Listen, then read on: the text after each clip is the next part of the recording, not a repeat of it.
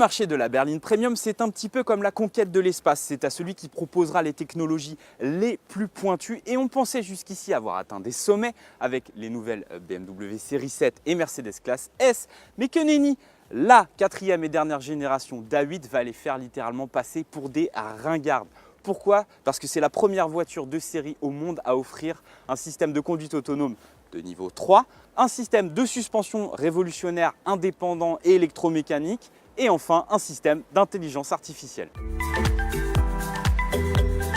Esthétiquement, c'est vrai que ce n'est pas la révolution, on aurait espéré un petit peu mieux pour cette nouvelle génération. Les principales évolutions en matière de design se situent pour la partie arrière au niveau des optiques avec un bandeau chromé qui relie ces dernières.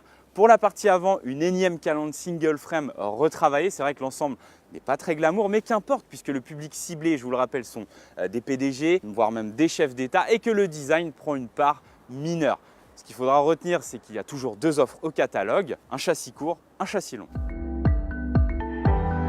Car c'est à l'intérieur que se situe le gros du sujet et Audi nous a agréablement surpris en redessinant, en remaniant totalement le cockpit de son A8. C'est un mélange entre le luxe et la modernité, tout ceci au profit de l'ergonomie puisque tous les boutons disparaissent et on voit apparaître deux gros écrans multimédia, l'un pour tout ce qui est instrumentation, commande de la voiture et l'autre pour le confort, la ventilation. On a également quelques petits gadgets comme par exemple ces aérateurs qui se déploient dès que le contact est mis ou encore le réglage de l'aération de manière tactile.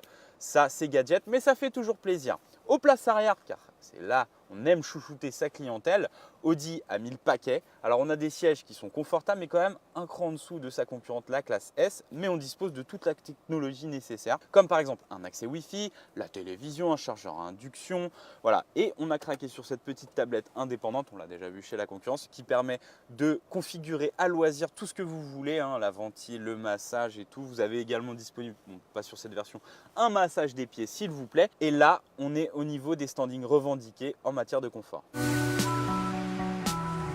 Tout ce que je peux vous dire, c'est que mon métier est en voie de disparition, puisque, comme évoqué au début du sujet, cette nouvelle Audi A8, regardez, j'ai même pas les mains sur le volant, est équipée d'un système de conduite autonome de niveau 3. Qu'est-ce que c'est le système de conduite autonome de niveau 3? Donc là, la voiture me dit de remettre les mains sur le volant, puisqu'il ne fonctionne que jusqu'à 60 km/h. C'est un système qui gère totalement la voiture, l'accélération, le freinage, le maintien dans la voie, tout ça en scannant à 360 degrés l'environnement.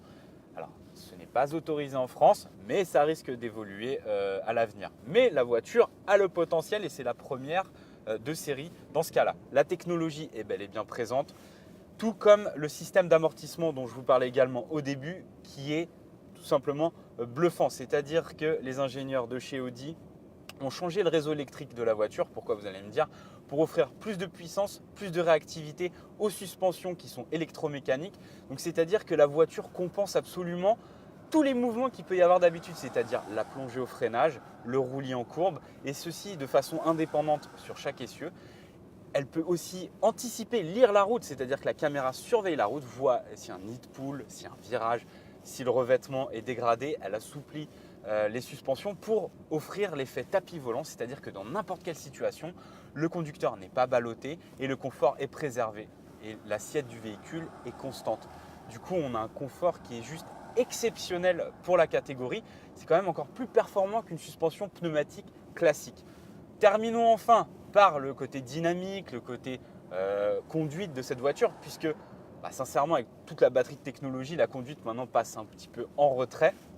On notera plusieurs choses, des motorisations puissantes, des V6, des V8 avec des niveaux de puissance compris entre 200 et plus de 400 chevaux, une transmission intégrale de série, une boîte auto à 8 rapports qui marche hyper bien. Et pour terminer, vous avez, pour donner un soupçon d'agilité en ville, pour braquer un peu plus court, les roues arrière qui sont directrices. Tout ce que peut offrir aujourd'hui, à l'heure actuelle, un constructeur en matière de technologie est présent dans cette voiture. Alors patron, la conduite autonome, vous en pensez quoi? Bah écoute, c'est pas mal. Sincèrement, ça enlève tout niveau de fatigue et tout. Bon après, je pense que je vais devoir me trouver un nouveau boulot, hein, que j'évolue un petit peu. Je sais pas ce que je vais pouvoir faire. Mais en tout cas, tout ce qu'on peut dire, c'est que cette nouvelle A8 marque un pas supplémentaire dans la conquête à la technologie par rapport à sa concurrence, surtout avec la présence de ce système de conduite autonome de niveau 3. qui laisse totalement la main à l'intelligence de la voiture. Mais ça, malheureusement, il faudra que la législation évolue dans ce sens. Mais on peut dire une chose, la nouvelle A8 est la voiture de série la plus perfectionnée au monde à l'heure actuelle.